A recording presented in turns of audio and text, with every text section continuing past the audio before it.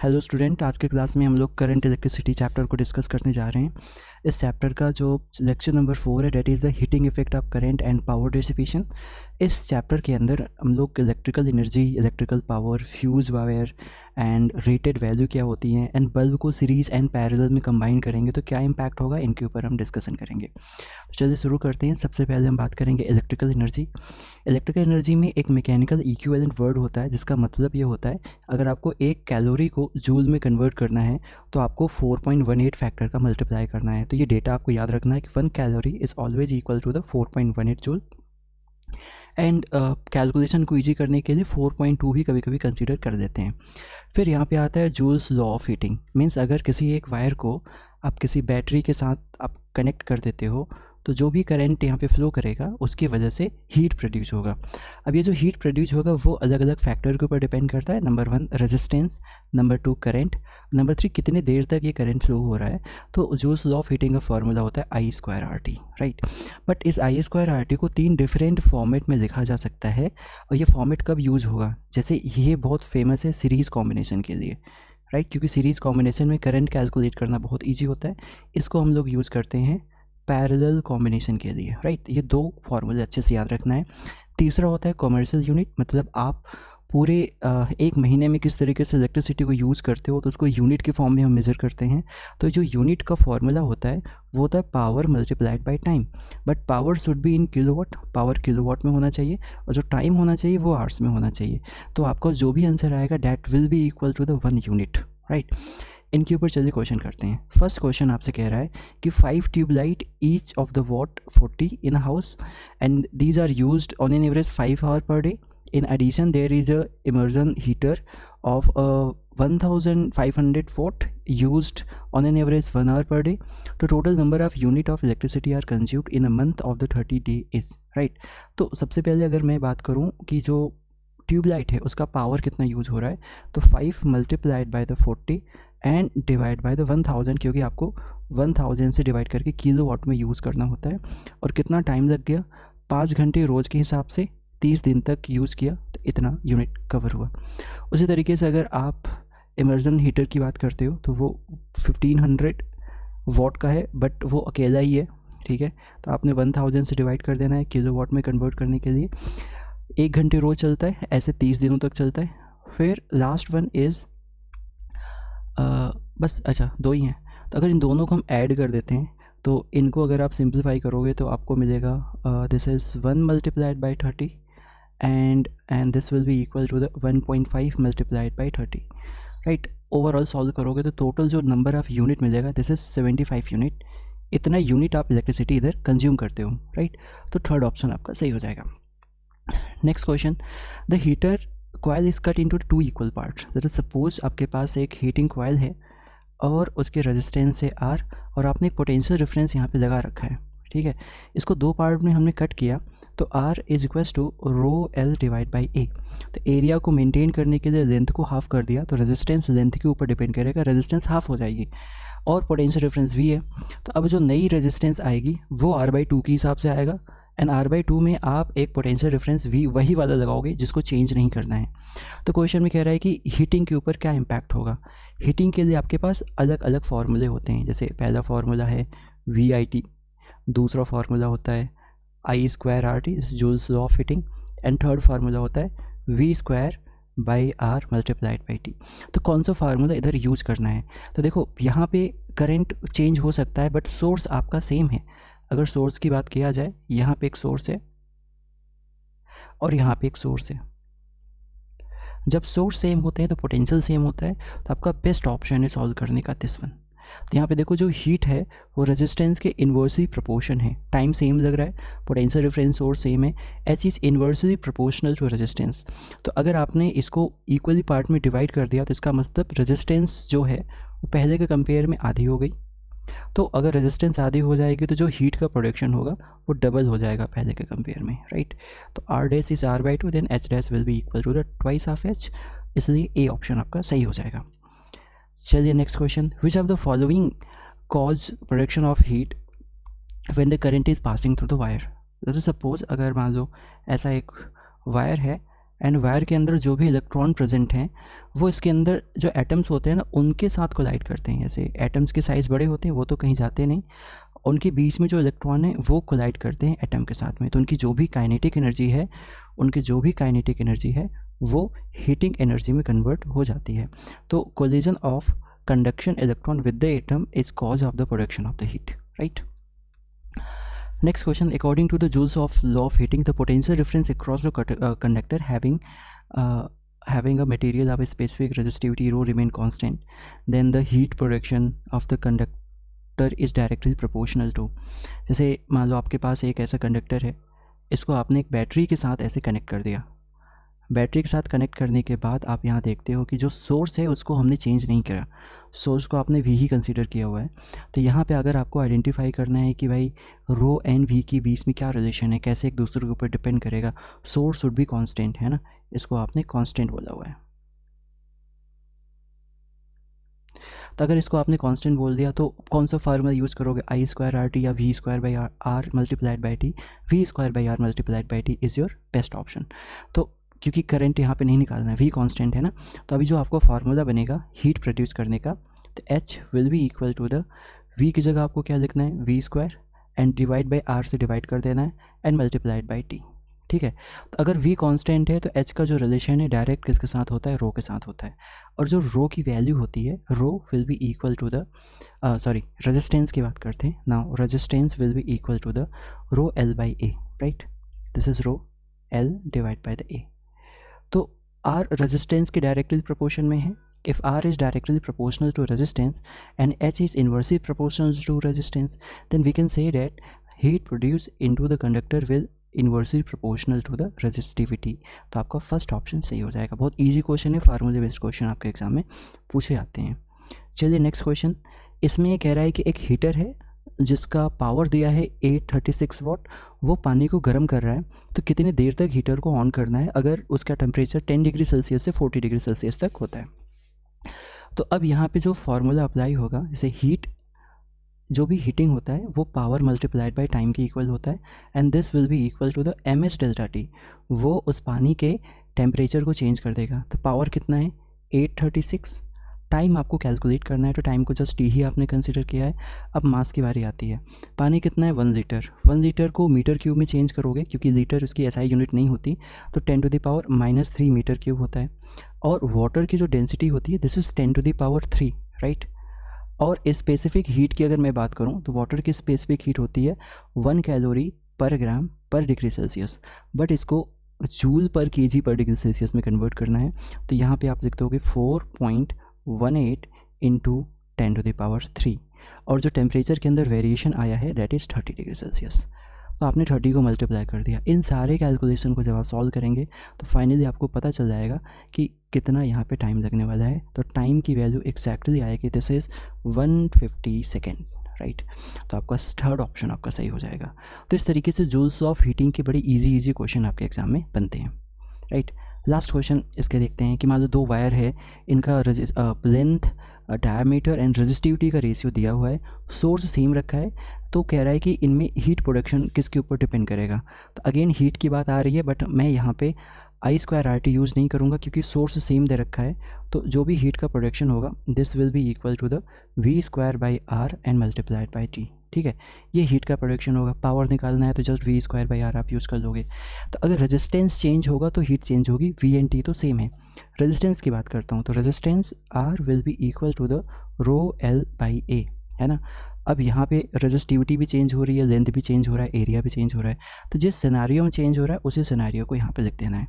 तो जैसे रेजिस्टिविटी का जो रेशियो है दिस इज़ 1:20, तो 1:20 लिख दिया। अब अगर मैं लेंथ की बात करता हूँ तो लेंथ की कितनी वेरिएशन है 3:1, तो ऊपर आपने लिख दिया 3:1, तो लेंथ कितना हो गया 3:1। अब मैं बात करूँ कि इनका डायमीटर कितना चेंज हो रहा है, क्योंकि एरिया तभी तो निकालना है। डायमीटर चेंज हो रहा है 1:2, तो जो एरिया चेंज होगा वो हो जाएगा 1:4, राइट। तो अब यहाँ पे आपको एक रेशियो मिल गया। तो रेजिस्टेंस का रेशियो बेसिकली क्या हो जाएगा, इसको आप पूरा सिंप्लीफाई करोगे तो फाइनल आंसर आपका हो जाएगा 3/5। तो रेजिस्टेंस चेंज हो रहा है 3:5 रेशियो में, और हीट इसका इन्वर्स है रेजिस्टेंस का। तो हीट किस तरीके से प्रोड्यूस होगा, heat will B produce in the ratio of the 5:3। Third option आपका सही हो जाएगा। तो बड़े सोच समझ करके ही आपको रेशियो निकालना है, इनके कैलकुलेशन में आपको फंस नहीं जाना है, ठीक है। Electrical power, rate of doing work is known as a power. तो जो भी आपने हीट को कैलकुलेट किया, अगर उसको आप टाइम से डिवाइड कर देते हो तो आपको पावर मिलती है। तो पावर का फार्मूला V/I हो सकता है, I² R हो सकता है, V²/R हो सकता है। तो जैसा कि हीट में मैंने बताया था कि I²R सीरीज़ कॉम्बिनेशन के लिए हम यूज़ करते हैं, एंड V²/R हम लोग पैरेलल कॉम्बिनेशन के लिए यूज़ करते हैं, या फिर अगर उनके सोर्स सेम होते हैं तो भी हम V²/R यूज़ करते हैं। तो आपको पता होना चाहिए कि जो पावर की यूनिट होती है डेट इज़ जूल पर सेकेंड, और वॉट इसका SI यूनिट होता है। इस पे देखते हैं क्वेश्चन किस तरीके का आपके एग्जाम में पूछे जाते हैं। जैसे क्वेश्चन दिया हुआ है, in the circuit the 5 ohm resistor develop the 45 watt due to the current flowing through it. The power developed per second across the 12 ohm is given। मतलब इसका पावर दिया है और इसमें पावर पूछ रहा है कितना डेवलप होता है, और सभी के रेजिस्टेंस यहाँ पे दे रखी है। तो सबसे पहले इस पे आप फोकस करो। तब देखो इसमें अगर आपको करंट निकालना है, कितना करंट आया या फिर वोल्टेज निकालना है, तो पावर का फार्मूला लगाना पड़ेगा। तो मान लो हमको करंट निकालना है, तो बेटर फार्मूला इसके लिए क्या होगा, P = V×I। पावर कितना दिया है 45, और V यहाँ से पता चल जाएगा। I के बारे में कुछ इन्फॉर्मेशन दिया है नहीं, तो ये वाला फार्मूला काम नहीं करेगा। फिर अगर मैं रेजिस्टेंस एंड पावर का फार्मूला कुछ लगाता हूँ, जैसे P = V²/R, करेक्ट। तो पावर यहाँ पे दिया हुआ है 45 और रेजिस्टेंस दिया हुआ है 5, तो इनको मल्टीप्लाई कर दिया V²। तो यहाँ से आपको V की वैल्यू मिल जाएगी, V की वैल्यू हो जाएगी 15 वोल्ट, ठीक है। 15 वोल्ट यहाँ पे आपको मिल गया। तो देखो जितना पोटेंशियल डिफरेंस इनके बीच में आएगा उतना ही पोटेंशियल डिफरेंस इनके बीच में आएगा, तो बड़े इजीली आप करंट निकाल सकते हो। तो इसके बेसिस पे तो जो I1 आएगा, I1 must be equal to the 15/5, this will be equal to the 3 ampere. उसी तरीके से अगर आपको I2 निकालना है, तो I2 will be equal to 15/15 and this will be equal to the 1 ampere. इसका मतलब जो टोटल करंट यहाँ पे इन कर रहा है ना, ये जो टोटल करंट है वो 4 एम्पियर है, और इसमें जो भी आपको पावर डेवलप है वो आपको कैलकुलेट करना है। तो उसके लिए आपका कॉन्सेप्ट यूज़ करोगे कि P = अब करंट पता है, रेजिस्टेंस पता है, तो यहाँ पे आपको यूज़ करना है I² × R। तो करंट यहाँ है 4, हो जाएगा 16, रेजिस्टेंस यहाँ पे दिया है 12, and 16 × 12 will be equal to the 192 watt. तो आपका सेकेंड ऑप्शन आपको सही होगा। इस तरीके से आपको लॉजिकली डिसाइड करना है कि कैसे वोल्टेज एंड कैसे करंट आपको कैलकुलेट करनी है ना। Next question, 3 equal resistors are connected in series with the EMF through dissipation 10 watt. Okay, the power dissipation if the same resistors are connected in the parallel। जैसे मान लो 3 resistors हैं, पहले series में connect हो गए, इस तरीके से सोर्स हमने सेम रखा है। याद रखना जब सोर्स सेम होता है ना, तो वोल्टेज वाला फार्मूला यूज़ कर लो, करंट वाला यूज मत करना। तो इसको हमने पैरेलल में इस तरीके से कनेक्ट कर दिया। तो जैसे आप इनको पैरेलल कनेक्ट करके सेम सोर्स आप लगा देते हो, तो पावर डेसिपेशन आपसे पूछा जाएगा। तो अगर इनिशियली पावर कितना डेसिपेट हुआ वो आपको कैलकुलेट करना है, तो P initial will be equal to the source इनका V है, तो V² रेजिस्टेंस। रेजिस्टेंस इनकी कितनी दे रखी है, नहीं दिया हुआ है, बट सेम है तो इसको हमने 3R बोल दिया क्योंकि सीरीज़ में है। फिर बाद में जब पैरेलल में कनेक्ट हो गए तो सोर्स तो सेम ही है, अब इसकी रेजिस्टेंस हो जाएगी R/3। तो जब इनका रेशियो आप निकालोगे, P इनिशियल कितना दे रखा है 10, P फाइनल आपको निकालना है, and this will be equal to 1/, इसको अगर डिवाइड कर दिया तो V² कैंसिल आउट हुआ, तो ये आ गया 1/9। तो जो फाइनल पावर आएगी इस केस में, P final will be equal to the 90 watt. तो 90 वॉट आपका करेक्ट आंसर हो जाएगा, राइट। चलिए next question, bulb are designed to keep in mind the resistance of their filament increases with increasing temperature, and at a room temperature 100 watt, 60 watt and 40 watt bulb are filament resistance is R100, R60 and R40। the relation between their resistance is। तो जैसे अगर हम consider करते हैं कि जितने भी bulb हैं, अगर इनको एक सेम सोर्स के साथ कनेक्ट करते हैं, मान लो एक पोटेंशियल डिफरेंस V के साथ हमने कनेक्ट किया एंड दिस इज़ R, तो जो भी पावर डेवलप होता है कि P will be equal to the V²/R। सब के लिए अगर सोर्स सेम रखेंगे तो पावर का रिलेशन वो रेजिस्टेंस के इन्वर्सली प्रोपोर्शन के साथ में होता है। तो हम ऐसा बोलेंगे कि जिसका पावर मैक्सिमम है उसका रेजिस्टेंस भी क्या होगा, मिनिमम होगा। तो अगर पावर के अकॉर्डिंग देखा जाए तो सबसे हाईएस्ट पावर है 60 वाट के पास, तो सबसे लोवेस्ट रेजिस्टेंस होगी 60 वाट का, ठीक है। तो इसके अकॉर्डिंग अगर सीक्वेंस बनाई जाए तो first option is your correct answer, right. Next question, ये क्वेश्चन काफ़ी इंपॉर्टेंट है, इसको आप समझना अच्छे से कि आपके पास एक सॉलिड वायर ऐसा दिया गया है एंड इसकी लेंथ एल दी हुई है, रेजिस्टिविटी चेंज हो रही है जिसकी वजह से आपको रेजिस्टेंस अलग से कैलकुलेट करना पड़ेगा। एक बैटरी इसके साथ कनेक्ट किया गया है ए बी के अक्रॉस, और जो पावर ग्रेडियंट है means D P by D x, उसकी वैल्यू यहाँ पे दे रखी है, तो n की वैल्यू आपको निकालनी है। तो अगर n निकालना है तो हमको पूरा कैलकुलेशन करने की ज़रूरत नहीं है। सबसे पहले हम देख लेते हैं कि रेजिस्टेंस कितनी आएगी, तभी तो मैं यहाँ से करंट निकाल पाऊँगा। रेजिस्टेंस के लिए आपको इंटीग्रेट करना पड़ेगा। तो मान लो हमने एक छोटा सा एलिमेंट कंसीडर किया जो कि dx डिस्टेंस की है, ये छोटा सा एलिमेंट dx डिस्टेंस की है और कितनी दूरी पे, x इज 0 से यहाँ से, तो x दूरी पे dx का हमने एलिमेंट दिया। तो फार्मूला होता है rho L by A, rho L by A. तो रो जैसा क्वेश्चन में गिवन है रख दिया, एल डी एक्स हो जाएगा, एरिया पाई ए स्क्वायर हो जाएगा, इंटीग्रेट कर देंगे 0 से एल के बीच में। तो अब जो रेजिस्टेंस आएगी उसको आप करंट निकाल सकते हैं कि बैटरी से कितनी करंट जाएगी, तो जितनी रेजिस्टेंस आई और इसको डिवाइड कर देंगे तो करंट आ जाएगी। अगर पूछा जाए सिर्फ इस हिस्से में कितना पावर डिसिपेट हुआ, तो अब इसमें जो करंट बैटरी से निकली वही करंट तो इसमें से भी जाएगी, बट इस छोटे से एलिमेंट का जो रेजिस्टेंस होगा वो आर नहीं डी आर होगा, तो उसको मैंने डी आर कंसिडर किया, राइट। तो डी आर की वैल्यू तो वापस से वही हो जाएगी ना जो हमने यहाँ पे कंसिडर किया, तो इसको आप बड़े इजीली यहाँ पे पुट कर सकते हो। बट यहाँ पे कोई इंटीजर नहीं है तो हमको इंटीजर पे ध्यान देना है, इंटीजर यहाँ पे नहीं आएगा। अगर मैं आई स्क्वायर करता हूँ तो बेसिकली आई स्क्वायर की जगह यहाँ पे आ जाएगा ई स्क्वायर बाई आर का भी स्क्वायर होगा, तो हमको आर स्क्वायर पे फोकस करना है, ठीक है। आर स्क्वायर की वैल्यू कितनी आती है, देखिए यहाँ पे एक्स है, एक्स का इंटीग्रेशन करेंगे तो आता है एक्स स्क्वायर बाई 2, और इसका फर्दर स्क्वायर करेंगे तो ये आ जाएगा 1/4। तो आर की वैल्यू में इंटीजर एक आ रहा है, दिस इज़ 1/4। तो अगर आपको आई स्क्वायर निकालना है और यहाँ पे 1/r है, तो E square divide by R square की जगह क्या आएगा, जो 1/2 है इसका स्क्वायर करेंगे तो ऐसा 1/4 आ जाएगा, है ना। तो 1/4 ऊपर आ जाएगा, तो यहाँ पे जो n की वैल्यू आएगी वो जस्ट 4 के एग्जैक्टली इक्वल हो जाएगी, राइट। तो यहाँ पे आपको पूरा नहीं सॉल्व करना है, जस्ट यहाँ पे ध्यान से देखना है। सिंप्लीफाई करेंगे तो यहाँ पे 1/2 का एक इंटीजर आएगा, 1/2 का इंटीजर अगर आप यहाँ पे पुट करोगे और स्क्वायर करोगे तो ऊपर जाएगा 4 आएगा। 4 इज योर करेक्ट आंसर, पूरा सॉल्व करने की ज़रूरत नहीं है। चलिए नेक्स्ट क्वेश्चन, इस क्वेश्चन कह रहा है कि in the given circuit the power generated in the 5 में कितना पावर जनरेट हुआ एंड वो मैक्सिमम पावर जनरेट होना चाहिए, तो x की वैल्यू क्या होगी। तो ये क्वेश्चन थोड़ा सा डिफरेंट है, बट चलिए कैलकुलेट करते हैं। पावर को निकालना है तो इसमें कितनी करंट फ्लो कर रही है या कितना वोल्टेज है वो पता होना चाहिए, बट यहाँ पे वोल्टेज सब में अलग अलग निकालना मुश्किल है तो करंट ही निकालते हैं। तो I square and multiplied by 5 ओम से आपने मल्टीप्लाई कर दिया। तो अगर करंट आपको चाहिए तो करंट के लिए पूरी EMF कितनी दे रखी है E, एंड डिवाइड बाई पूरी रेजिस्टेंस कितनी हो जाएगी 2 + x + 5, ठीक है। इसका आपको स्क्वायर कर देना है एंड मल्टीप्लाइड बाई 5 कर देना है। तो अगर आपको पावर मैक्सिमम चाहिए, ठीक है, पावर की मैक्सिमम वैल्यू चाहिए, तो ये जो नीचे वाली वैल्यू है इसकी वैल्यू मिनिमम होनी चाहिए।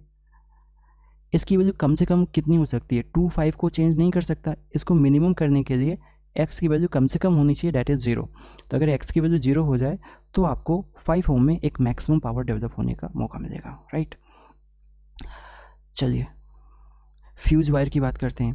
फ्यूज़ वायर क्या होता है, जैसे किसी भी इलेक्ट्रिक सर्किट में अगर बहुत ज़्यादा अमाउंट का करंट आ जाता है तो सर्किट ख़राब होने के चांस है, तो उसके पहले हम फ्यूज़ वायर लगाते हैं। फ्यूज़ वायर की जो रेजिस्टिविटी होती है वो ऐसा हाई होती है और जो इसका मेल्टिंग पॉइंट होता है वो कम होता है ना। मेल्टिंग पॉइंट कम होने की वजह से वो मेल्ट होकर के सर्किट को ब्रेक डाउन कर देता है और उसको फेलियर से बचा देता है, सर्किट आपकी सेफ़ हो जाती है ना। इस पर क्वेश्चंस कैसे आते हैं, जैसे मान लो हमने एक वायर कंसीडर किया, तो उस वायर का ये फ्यूज़ वायर है, उस वायर की लेंथ हो जाएगी L और उसी वायर का जो क्रॉस सेक्शन एरिया हो जाएगा दिस इज़ A। तो अगर पूछा जाए कि भाई इसमें कितना पावर डेवलप हुआ, कितना हीट लॉस हुआ, डेट इज़ I²R, तो R की वैल्यू होती है ρL/A, तो इतना आपको पावर लॉस हो गया। फिर जो पावर लॉस है वो कूल भी करना है, मतलब जितना पावर लॉस हुआ वो हीट बाहर भी निकल जानी चाहिए। तो मान लो ऐसा सिलेंडर है और इसमें पावर लॉस हुआ तो चारों ओर से रेडिएशन के थ्रू यहाँ पे हीट क्या हो जाएगी, बाहर की ओर डिसिपेट हो जाएगी। और न्यूटन्स लॉ ऑफ कूलिंग में हमने यही पढ़ा था कि जितना हीट डेवलप होता है वो लॉस हो जाती है, उनके सरफेस एरिया के ऊपर डिपेंड करेगा।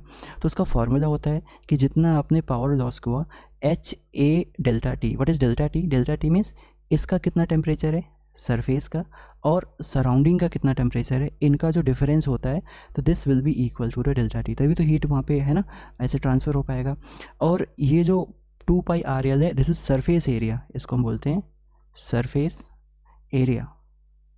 और जो h है वो कोफिशिएंट है, कोफिशिएंट मतलब हिंड्रेंस कैसा है, एयर कितनी तेज़ी से फ्लो कर रही है, इन सारे पैरामीटर के ऊपर डिपेंड करता है, राइट। तो अगर हमने हीट का जो फार्मूला, पावर का फार्मूला जो कैलकुलेट किया था, ये फार्मूला एज इट इज़ मैं यहाँ पे रखूँगा, तो यहाँ पे आपको डेटा मिलेगा कि जो आर स्क्वायर है इस आर से मल्टीप्लाई हो जाएगा तो आर का क्यूब हो जाएगा, तो I square is proportional to R cube. ये फार्मूला आप याद रखना, इनके ऊपर एग्जाम में क्वेश्चन पूछे जाते हैं।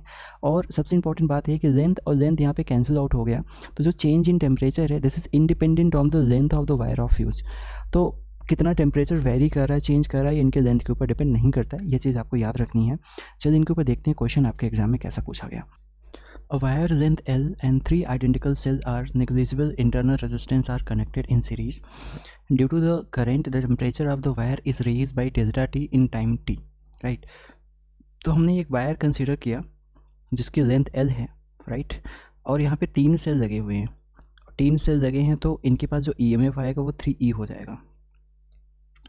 लेंथ L है, अगर इसका लेंथ हमने डबल कर दिया, right, so if the n number of similar cells is now connected in series with the wire with the same material and the cross section and length is double, length इसकी double हो गई। अब जो identical cell हैं उनके number 3 नहीं, different है, तो उसको आप n ही कह दिए, और ये भी सेम टेम्परेचर सेम टाइम में डेवलप कर रहा है, तो n की वैल्यू कितनी होगी। तो अब इस केस में जो हीट लॉस हो रहा है वो रेडिएशन के थ्रू बाहर नहीं जा रहा है, वो खुद कंज्यूम करके अपना टेम्परेचर चेंज कर रहा है। तो इसका मतलब ये है कि अब जो आप फार्मूला यूज़ करने वाले हैं, मीन्स करंट दिया है, करंट वोल्टेज दिया हुआ है, वोल्टेज के अकॉर्डिंग फार्मूला आपको फ्रेम करना है, करंट के अकॉर्डिंग नहीं करना है। तो ये हो गया formula 3E V square divide by resistance, length resistance है तो R हो गई, एंड मल्टीप्लाइड बाई T, ठीक है, T टाइम तक चला और ये अपने टेम्परेचर को चेंज कर दिया, नाउ MS डेल्टा T। दूसरा सेगमेंट यहाँ पे यूज़ हो जाएगा जो कि बहुत इंपॉर्टेंट है।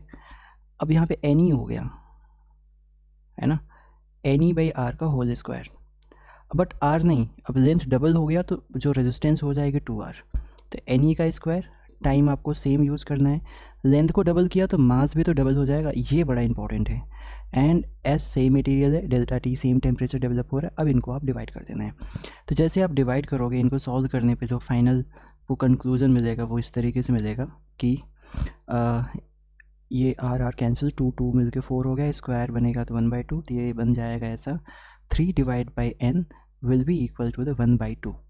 इसको हम सॉल्व करेंगे तो n की वैल्यू आ जाएगी 6, तो ऐसे 6 सेल आपको चूज़ करने पड़ेंगे, तो थर्ड ऑप्शन इस करेक्ट आंसर है।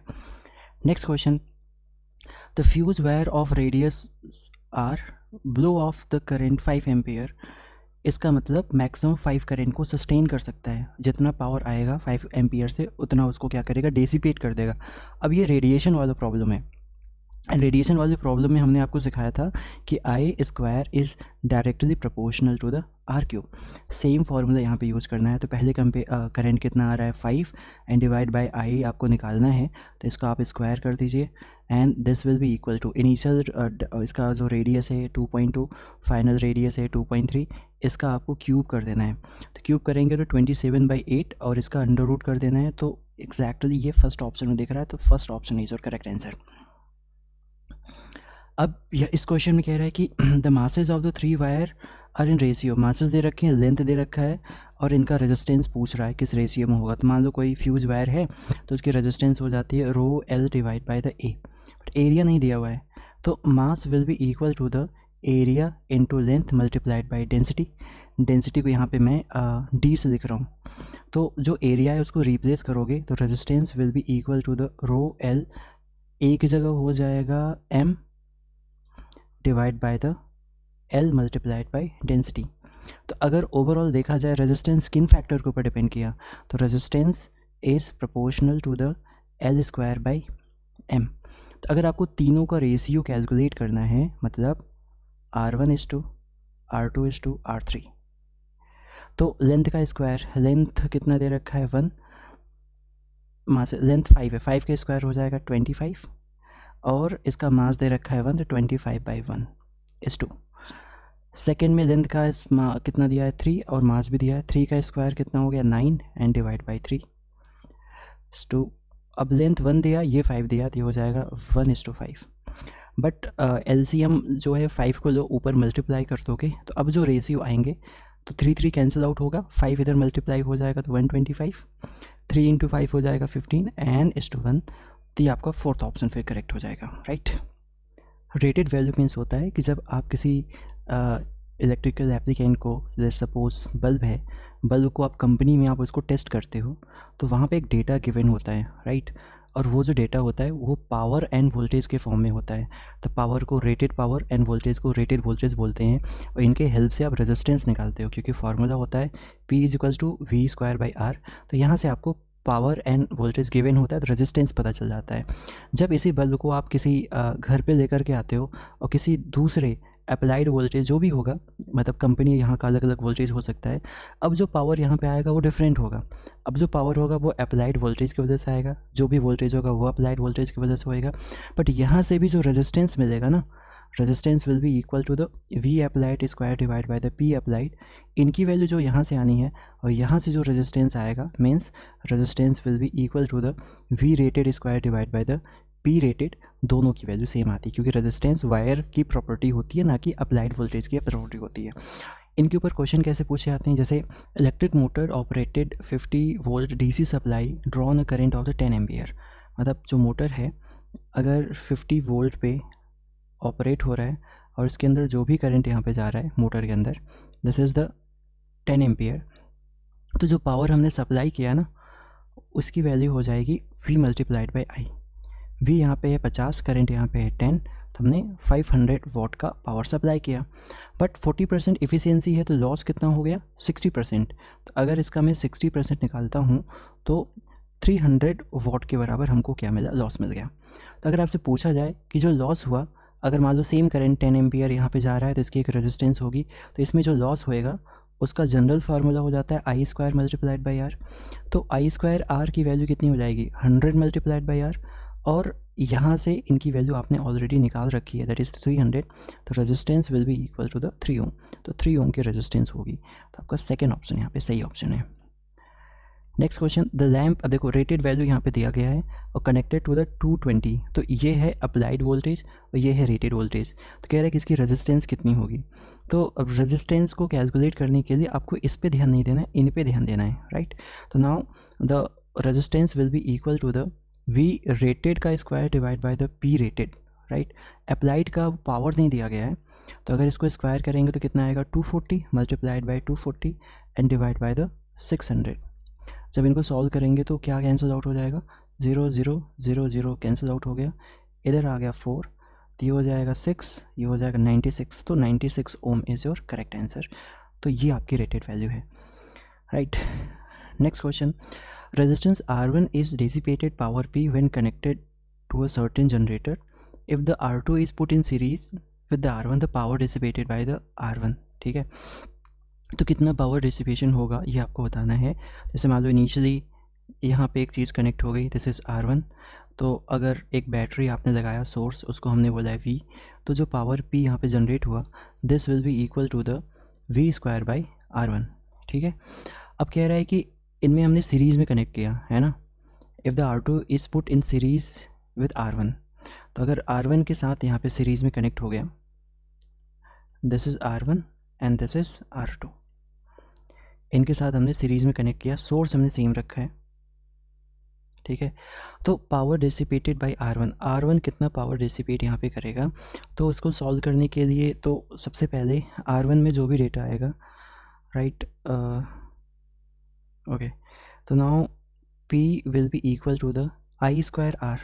तो I² को कैलकुलेट करने के लिए यहाँ पे जो भी करंट आएगा उस करंट की वैल्यू हो जाएगी I, देखो सोर्स तो मुझे सेम रखा है, सोर्स मैंने सेम रख दिया, तो I divide by R1 + R2। तो यहाँ से आपने निकाल लिया कितना करंट गया, तो पावर कितना डिसिपेशन होगा इसका स्क्वायर, तो V² R1 + R2 का whole square, right, and multiplied by, यहाँ पे मैंने किसे मल्टीप्लाई कर दिया, रेजिस्टेंस R1 है तो आपने R1 से मल्टीप्लाई कर दिया, राइट। बट ये इसको P डैश बोला क्योंकि हमको सिर्फ यहाँ पे पावर लॉस निकालना है। तो अगर हमको P के फॉर्मेट में चेंज करना है तो मेरे को क्या करना पड़ेगा कि V स्क्वायर के नीचे R1 चाहिए होगा। तो हमने एक R1 से यहाँ पे मल्टीप्लाई किया और एक R1 से यहाँ पे मल्टीप्लाई किया। तो जो V स्क्वायर बाई R1 है उसकी जगह हम यहाँ पे P लिख सकते हैं क्योंकि ये फर्स्ट केस में दिया गया है, और बाकी ये जो डेटा है एज इट इज़ हम रखेंगे। तो आपको जो करेक्ट आंसर आ जाएगा वो हो जाएगा P स्क्वायर R1 का square divide by R1 plus R2 का होल स्क्वायर। तो this is your correct answer. Now अब आपके पास यहाँ पे है 220 volt and 80 volt electric kettle है, and 3 220 and 100 watt bulb are connected in parallel, ठीक है। तो एक केटल है, तो मान लो केटल को हमने K बोल दिया, और 3 बल्ब्स हैं वो आपस में पैरेलल में कनेक्टेड हैं इस तरीके से, ठीक है। और इसका जो मेन पावर सप्लाई है वो 200 है, 200 वोल्ट हमने सप्लाई किया। तो total current flowing through the circuit, कितना करंट यहाँ पे फ्लो करेगा, राइट। तो अगर मैंने यहाँ पे इंडिविजुअली करंट निकाल दिया तो मेरा काम बन जाएगा। तो वोल्टेज यहाँ पे पता है, रेजिस्टेंस हम निकाल सकते हैं क्योंकि रेटेड वैल्यू दी गई है, तो करंट यहाँ पे कैलकुलेट हो जाएगा। Now current will be equal to the kettle में कितना करंट गया प्लस बल्ब में कितना करंट गया, ठीक है। Now I will be equal to, तो current is equal to voltage divide by resistance होता है। तो इनके अक्रॉस जो पोटेंशियल डिफरेंस आएगा वो 200 आएगा। 200 यहाँ पे, तो यहाँ पे भी 200, यहाँ पे भी आएगा 200। तो इस केस में हम क्या कर सकते हैं, 200 को बाहर निकाल दिया। अब रेजिस्टेंस लिखना पड़ेगा। अब केटल के रेजिस्टेंस के लिए आपके पास वैल्यूज़ क्या आएंगी, रेजिस्टेंस रेटेड वैल्यू वाला कॉन्सेप्ट रख गया। तो R is equals to V rated square divide by the P rated, ये फार्मूला आपको यूज़ करना है। तो अगर मैं केटल की बात करूँगा तो वोल्टेज कितना दिया है 220, तो 220 स्क्वायर डिवाइड बाय द इसकी पावर कितनी हो गई 800 एंड प्लस अब बारी आएगी बल्ब की। बल्ब ऐसे कितने दिए हैं 3, और हर एक बल्ब पे जो रेटेड वैल्यू है वो 200 है, तो हमने 200 का स्क्वायर कर दिया। सीरीज़ कॉम्बिनेशन है इसलिए हमने ऐड कर दिया, और 220 है, सॉरी ये इनकी वैल्यू जो देखें 220 हैं। 220 का स्क्वायर कर दो, और जो पावर यहाँ पे दिया है वो 100 कर दिया है, और अब इनको सिंपलीफाई कर देना है। तो इन सब डेटा को जब मल्टीप्लाई करेंगे तो फाइनल आंसर आ जाएगा 4.55 एम्पियर।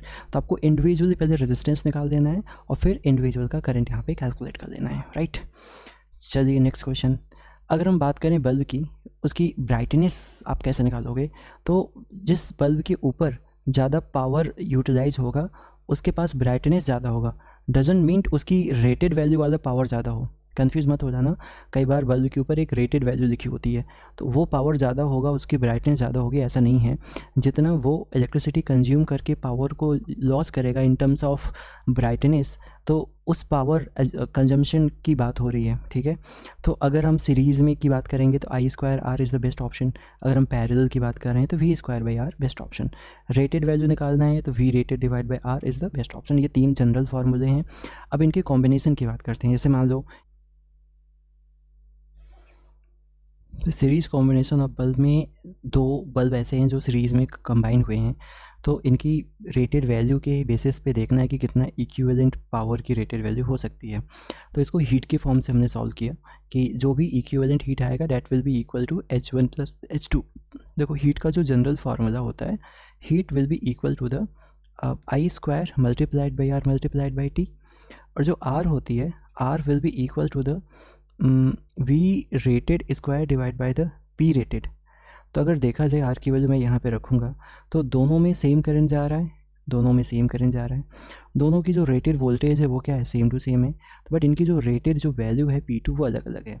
तो हीट का रेटेड वैल्यू के साथ इन्वर्स रिलेशन है। तो इसलिए हम कह सकते हैं कि जो H1 है वहाँ पे 1/P1 रेटेड, जो H2 है वहाँ पे 1/P2 रेटेड, एंड जो इक्विवेलेंट आएगा 1/P इक्विवेलेंट रेटेड की वैल्यू आएगी। तो आपके एग्जाम में क्वेश्चन पूछा जाएगा कि एक 50 वॉट की रेटेड वैल्यू है, एक 20 वॉट की रेटेड वैल्यू है, तो इसका इक्विवेलेंट रेटेड वैल्यू कितना होगा। तो आपको 1 by P equivalent equal to 1 by P1 plus 1 by P2 use करना पड़ेगा, राइट। बट अगर ये पैरेलल की बात होती है तो पैरेलल में अगेन अगर मैं बात करूँ तो हीट को लिखने का फार्मूला मैं चेंज कर दूंगा। अभी करंट नहीं, वोल्टेज के फॉर्म में लिखूंगा V²/R। तो एच एन आर यहाँ पे इन्वर्स रिलेशन में है और यहाँ पे एच एन आर यहाँ पे डायरेक्ट रिलेशन में थे।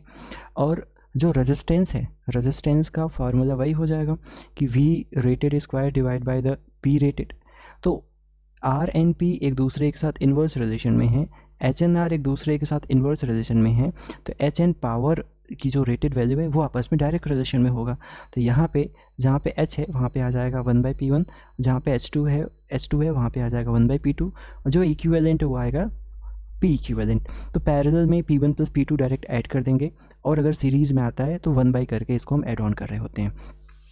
अब इसमें क्वेश्चन कैसे पूछा जाता है इसको आप ध्यान से देखना। यहाँ पे 3 अलग अलग बल्ब हैं और पूछेगा कौन ग्लो करेगा, किसकी ब्राइटनेस कम हो जाएगी, कितनी ब्राइटनेस ज़्यादा हो जाएगी।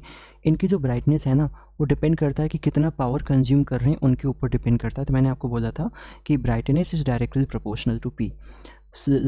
लेट अस सपोज इनके पास रेजिस्टेंस R है और जो बैटरी यहाँ पे मैंने सप्लाई किया वो 3V किया है।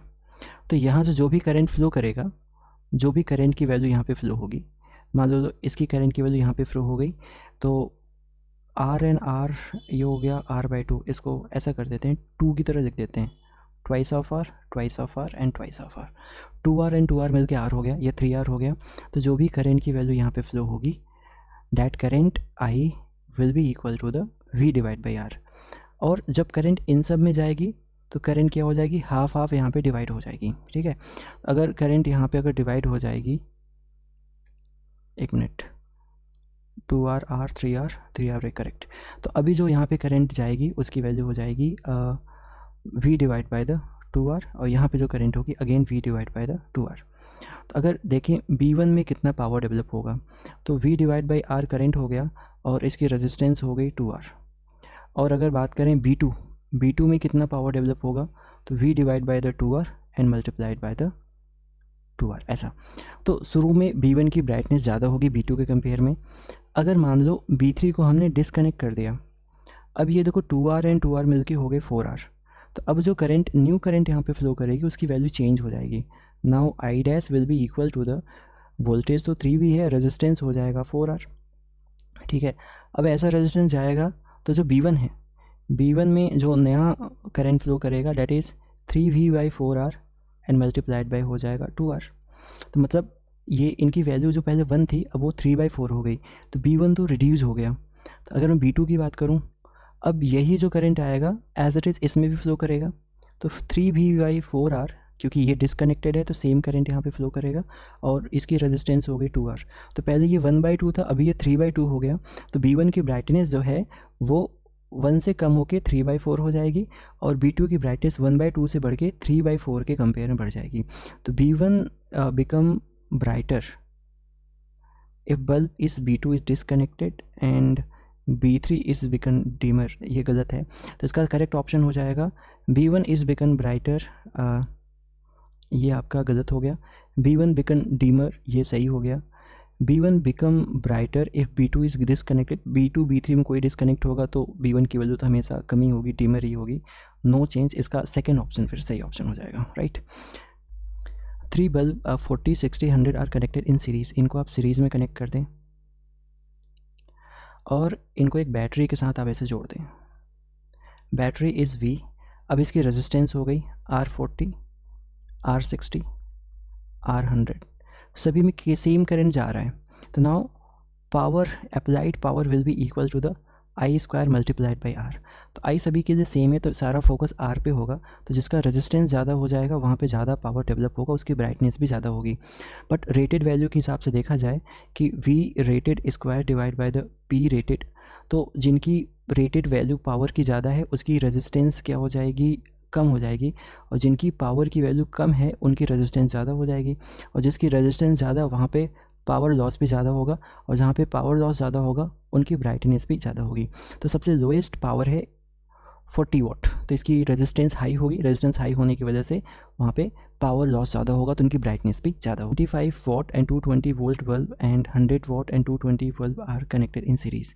तो मान लो एक बल्ब है और ये 25 वॉट इसका पावर दे रखा है और इसका वोल्टेज दे रखा है 220 वोल्ट। तो इसमें जो करंट फ्लो कर सकती है maximum that will be equal to the P divide by V means 25 divide by 220 ampere. दूसरा सेगमेंट है, इनकी जो पावर है वो 100 वॉट है और जो वोल्टेज यहाँ पे दिया है वो 220 वोल्ट दिया हुआ है। तो यहाँ पे जो करंट मैक्सिमम फ्लो कर सकता है वो 100 डिवाइड बाय द 220 एम्पियर। पर जब इनको हम सीरीज़ में एक साथ कनेक्ट कर देते हैं तो यहाँ पे जो एक्सटर्नल सोर्स मैं सप्लाई करता हूँ वो 440 वोल्ट के बराबर है। तो हम यहाँ पे कह सकते हैं कि जो करंट यहाँ पे फ्लो कर सकता है तो उसकी value voltage divide by resistance हो जाएगी, मीन्स 440 डिवाइड बाई, अब इसकी रेजिस्टेंस किसके बराबर होती है, रेटेड वैल्यू का फार्मूला यूज़ करना है V स्क्वायर बाई P। तो V स्क्वायर करेंगे तो यहाँ पर होएगा 220 square divide by the 25 and plus यहाँ पे यूज़ करेंगे तो again 220 square and divide by the 100। अब 220 स्क्वायर को कॉमन करके हम कैंसिल आउट कर देंगे और इनको सॉल्व करके हम देखेंगे, राइट। तो ऊपर आ जाएगा 2 और यहाँ पे आ जाएगा 20, तो ये फाइनल हो जाएगा 40 डिवाइड बाय द 220 एम्पियर। अब आप देखो अगर ये करंट जाएगा जो कि 20 डिवाइड बाई 220 से एक्सीड कर गया है, मतलब अगर ये करंट यहाँ पे फ्लो किया और इसकी मैक्सिमम लिमिट तो इतनी है तो ये फ्यूज़ हो जाएगा, और इसकी 100 है जो कि 40 इसकी कंपेयर में कम है तो ये सेफ़ हो जाएगा। तो हम ये बोलेंगे कि अगर ऐसा होता है तो 25 वॉट वाला बल्ब फ्यूज़ हो जाएगा, बाकी चीज़ें आपके पास सेफ़ रहेंगी। तो इस तरीके के बल्ब के क्वेश्चंस आते हैं और इनको आप काफ़ी अच्छे से प्रिपेयर करिए ताकि सारा क्वेश्चन आपके एग्ज़ाम में अच्छे से बन जाए। Okay, thank you so much.